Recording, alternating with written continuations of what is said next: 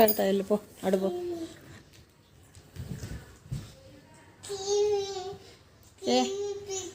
ఏం పెట్టినా దాన్ని నోట్లో తీయమని చెప్పు. దాన్ని చిన్నుగాడికి చెప్పు.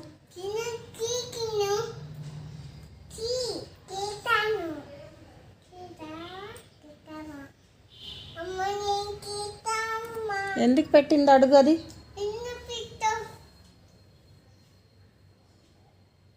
దానికి బుద్ధి లేదా అడుగు.